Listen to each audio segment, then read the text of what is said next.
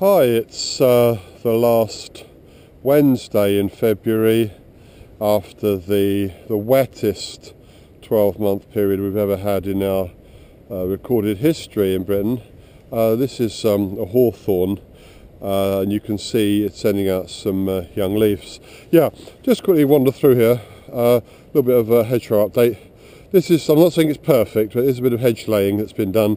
That's been whacked through and bent over to some extent. So is that, and so is that. These will all live.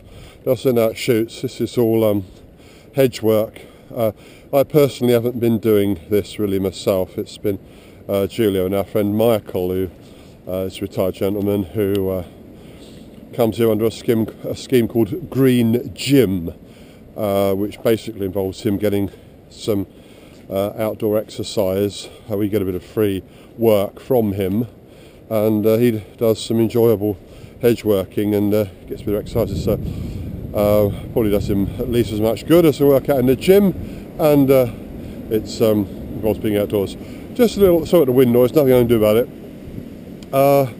This is the tail end of some of the tidying up we were doing. You'll note obviously there is a tall upright tree which has been left. This is a self-sown oak tree. It's an oak tree that came up by itself in the hedge, probably dropped by a jaybird, and you can see, I don't know whether you can with this camera, we've crown lifted it. We've taken off the lower branches, so the crown breaks up about here. We'll probably get up a ladder in a few years to take that and that off as well. I'm 6 feet tall, I come to about here, so this is 7, 8, 9, that's 10 feet tall, it's about 16 feet tall. So it's a young oak. Eventually may well be as big as one of those big oaks over there and live hopefully many years after we've gone. Anyhow, what I did was I chopped the wood up using bill hook. I showed you that the other day, and I piled this up. You can see I've got some uprights here, some upright branches I've hammered in so that we can stack this a little higher. Stack it as high as we can so the wind blows through it. This is green, but ideally you can see it's quite green now. It's drying out already though. It's only been stacked for a week. It's already a little bit less water in that. I've built a sort of bonfire here. I put a load of upright stakes in. I made a sort of cauldron type structure and piled this stiff with kindling. The wind is going to go through this. What I'm going to do in a few weeks, ideally we'd like to dry this out for 3, 4, 5, 6 months maybe, until it's really dry and it burns up well, but we can't leave all this much junk around here for that length of time. So I've stacked it up, and in about 3 or 4 weeks time maybe, I'm going to put a load of real dry kindling on top of this, get a good fire going, a good draft going, and then start piling that on top of here and burn it all one piece at a time. We've done that before. And here's a similar structure. See, what I've done is I've used some some fork shaped stuff. I just cut all this with the bill hook you saw me swinging the other day, and I've made a sort of camp bed type of thing. So I don't know how well you can see, but this is mainly got about a foot above the ground, so the air's going through it. But it's still green inside. It's drying out faster, and all of the wood over about an inch thick as it's been put by here, and we'll saw that up with a sawhorse. These are some plum trees. So a beehive over there. We don't manage the bees, we just leave them alone. I'll be tying some of this up.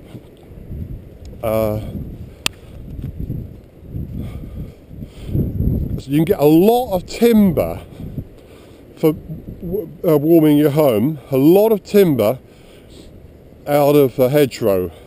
And here's some of it. We've got 5, 6, 7, 8, 9, 10, 11, 12, 13, 14. This is willow, and this is thorn. Hard work. I dethorned it. The willow is very light wood. It'll burn okay, but not great. The thorn is very hard, very strong. There's enough here to warm our house for, what I've got here and a lot over there, which I showed you on another day, the field maple. we've got enough wood, once this has dried out, to warm our home through the whole of next January, and that's from about 100 feet of hedge. What I'm going to do now is, this is some of the smaller, thinner willow. Now this is going to be absolutely perfect when it's dried out to make for about our midwinter bonfire, which we hope we'll be able to have. We had to cancel our midwinter bonfire party this year because it was the unprecedented rain. It was so wet. Anyhow, I'm just going to bundle some of this up using this really handy sawhorse. And here is some parachute cord. They do two grades. One's good, and the other one's fantastic. And they both are quite cheap from the Bushcraft store. This arrived. This was, I forget the exact prices. It was exceedingly inexpensive. The question is to get it open it right without getting in a big tangle. Yeah, this is rot proof. It's a horrible violet green colour, safety green I think they call it.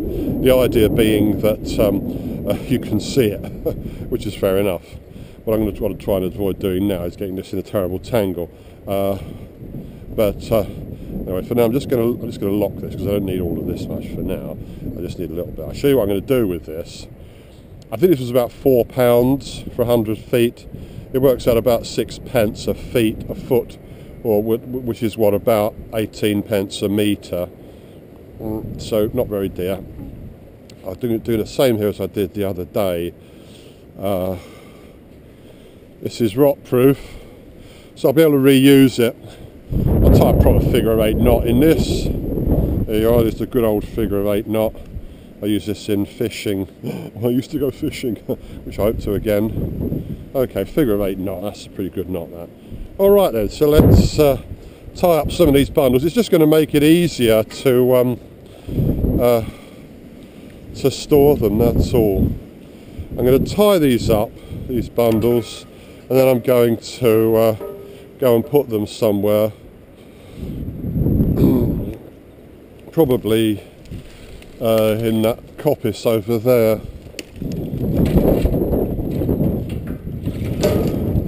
Actually, no, I think they're going to need to. I'll deal with it. Ooh, I bet that wind noise is terrible. So I'm just going to bundle some of this up. No need to be too neat about it. This is really just about making it easier to handle.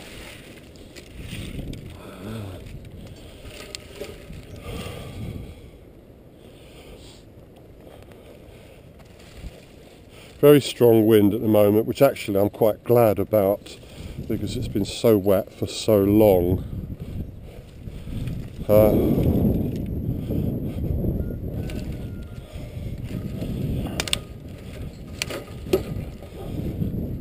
We really need to dry out. Big time thorn that goes on that big pile there. Oh. See, we've got to burn. This is a huge amount of stuff. I mean, ideally it should have been done and burned. You know, we should have cut all of this in November maybe and piled it up high. Maybe it would have dried out enough to burn by now. But anyway, that didn't happen, so you have to deal with it as you find it. Very few things in are perfect or perfectly timed, and you just have to get on with it. The reason this every wood has its own uses. The reason this willow is particularly handy for this is that it's quite light. When it dries out, it burns it catches fire very quickly indeed. It'll catch fire really fast and it'll burn well. It's light and it's got no thorns in it. No thorns. What I need is okay.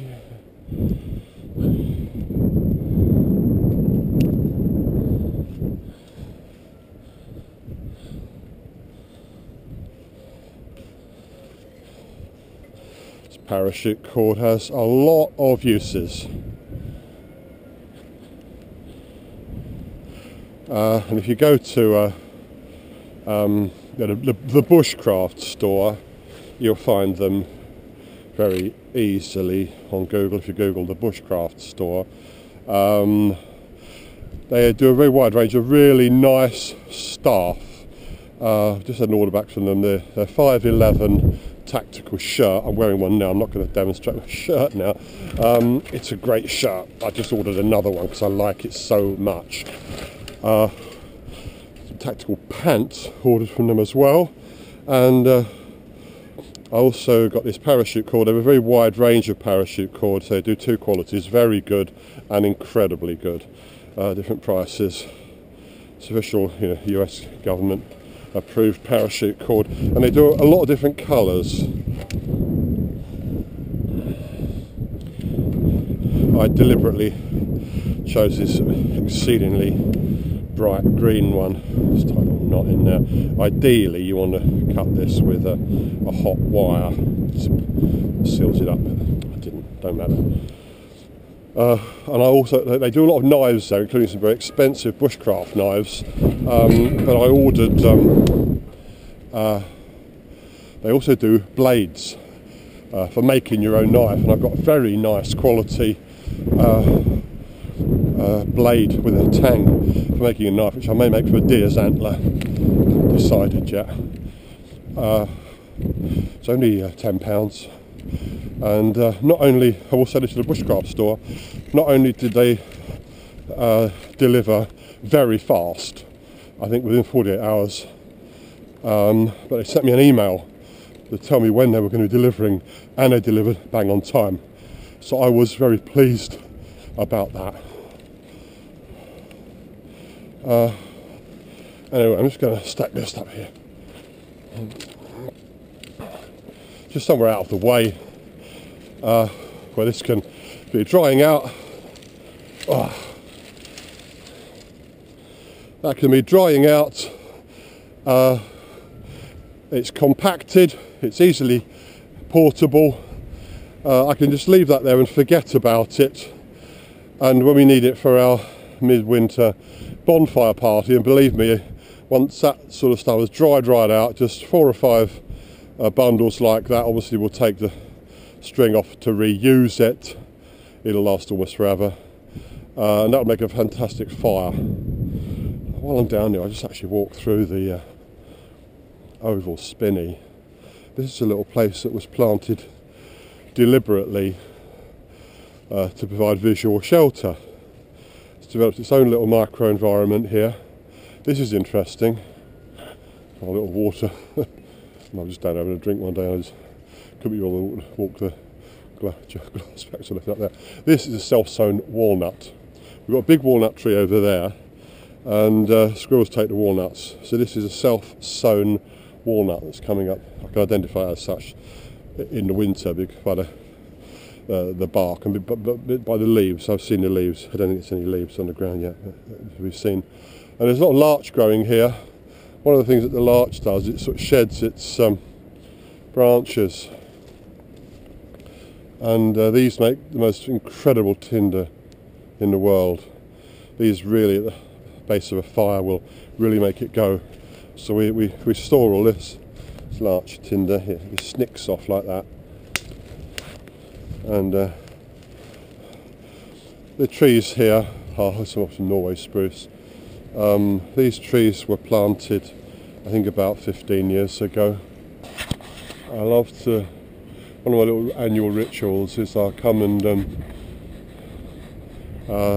sit in here, or stand in here, at a time of year I call larch burst. That's when the little brilliant green leaves of the needles of the larch first begin to emerge. Yeah, I shot a deer down here once. Yeah, clean kill, point blank range, buckshot. It was all eaten with Thanksgiving. Here's a birch. This was a birch tree that sowed itself somewhere else. It was growing somewhere I didn't want it, so I dug it up when it was about this big. Transplanted it down here. You can tap birch trees and get liquid off of them to make wine from, allegedly. I tried it once, it was disgusting, I threw it away. I'm not going to try it again. Anyway, this is all larch, and I planted these larch for one reason and one reason only. Well, no, for two reasons. One, because I felt like it, and two, because I could.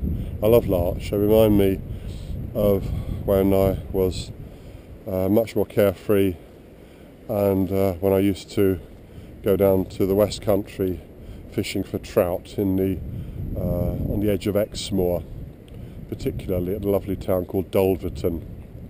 I never caught many trout, but I did enjoy being down there, and I always associated it with the opening of the larch. Beautiful, beautiful colour that larch is in the early years, and always spruce, traditional Christmas trees which we've planted. This is a material called dogwood. It comes in a number of different colours, and it can be used in basket making. It's quite bendy.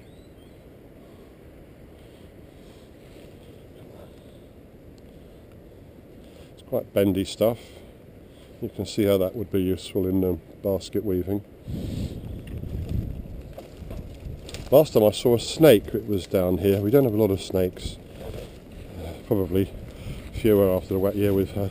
Probably got drowned in hibernation, most likely. And we planted some bamboo as well. And yeah, there's a lot weed control needs doing. There's a limit to how much you can do. And here are some chestnuts which I grew from seed. You sort of develop a relationship with place over a period of time. Our neighbour is very rich and he has a lot of horses, and I thought, well, what would I do if he offered me £500,000 for this? The realistic price is probably 150,000 in the open market. What would I do if he said, I really want some more room for my horses, so I'll give you enough money to buy a farm in France where you could live and have a better climate as well? Well, I'd be mighty tempted, but you can't go back to, when you've got 20 years of your life into something, you can't get that back. Doesn't mean you never move, but anyway, so I better get on and do some more work. There's plenty to be done.